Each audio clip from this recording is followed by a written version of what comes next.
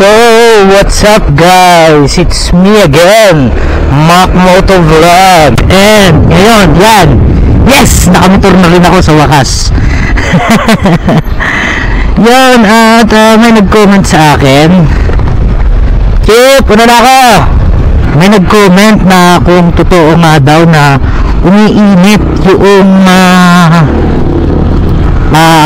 under seat compartment nitong Samurai 155. Well, isang sagot, wala tayong pagtatakpan. And yes, umiinit siya. Hindi ko alam kung normal ba talaga yun sa iba, ano? Pero sa akin, normal yun. Kasi syempre malapit siya sa block, guys. Alam naman natin ang mga block ng mga motor, kahit sabihin natin liquid cool dyan, yan po ay umiinit. Makina po yan eh. Diyan nag-aano yung combustion ng air and fuel mixture natin, kaya syempre umiinit yan, dyan sumasabog eh. Kaya para sa akin normal siya na uminit. Ewan ko sa iba, pero yun po yung kasagutan kung bakit at kung totoo bang umiinit. Yan, may mga iba pang comment sa previous vlog na kung hindi daw ba mahirap yung pyesa.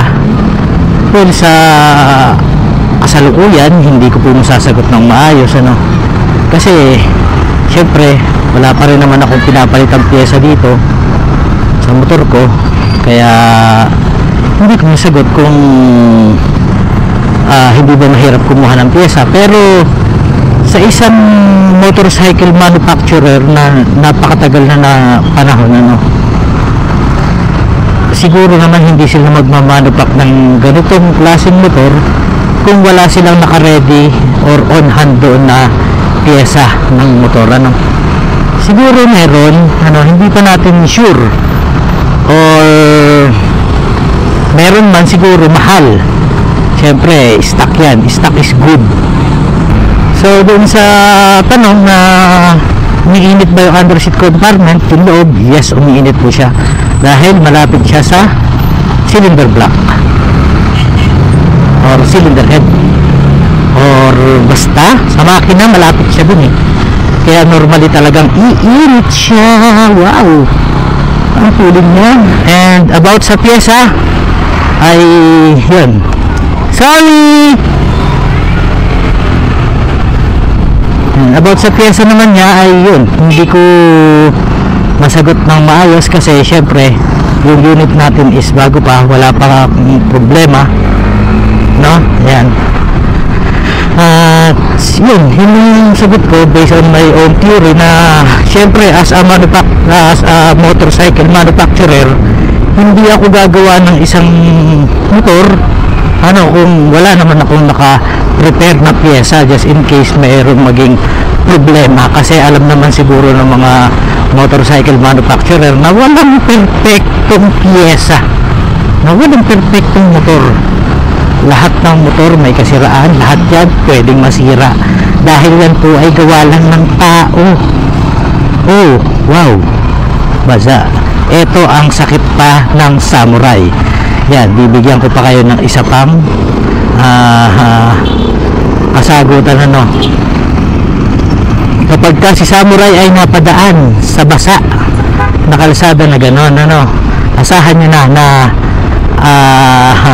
as long as basa pa yung inyong mga tire, madulas pa ho yan. Madulas po, totoo, madulas ang tire ni Samurai lalo na kung basa. Pero hindi ko pa rin siya natatry na tuloy-tuloy na ulan at dinadrive, ano. Hindi ko pa siya natatry ng gano'n. Natry ko lang siya, kinarwash ko kahapon dun sa 5 piso lang ba, hulog-hulog lang ba, no? Yan, trinay ko siya kahapon, and after ko siyang mahugasan nung umalis na ako dun sa car wash na yun, dumulas yung gulong ko. Na change oil na rin pala to, no guys, no? Yan, at yun ang kagandahan talaga, no, pagka nag-change oil siya.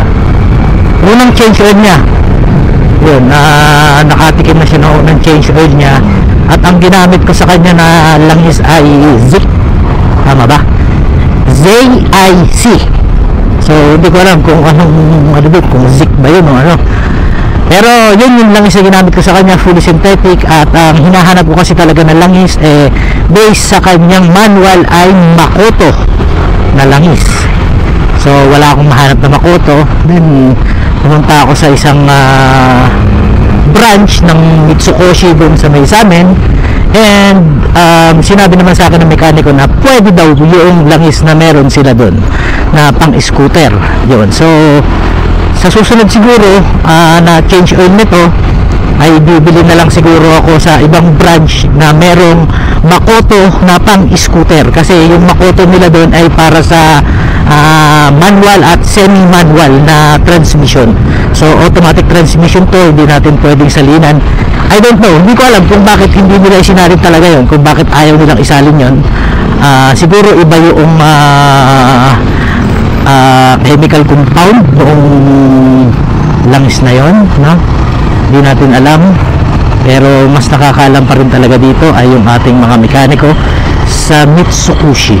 Yun lang guys, and sana medyo naguluhan kayo sa mga pinagsasasabi ko dito. Yan. At kung bago ka pa lang nanonood dito sa aking YouTube channel, baka naman pwedeng makahingi ng isang subscribe dyan, saka isang like, no? Ayan. Wala naman bayad dyan. Wala pong bayad ng pagsasubscribe. Yan. Pindutin mo na rin yung notification bell para kung sakaling may tatanong ka about sa motor na ito, masagot ko rin kahit papano ng yung tinanong mo sa akin, mas maguguluhan pa sa sagot. Yun lang yun. So yan, maraming salamat guys. Hanggang dito na lang itong vlog na ito, at nasayang ko ang ilang minuto ng oras ninyo. Shala!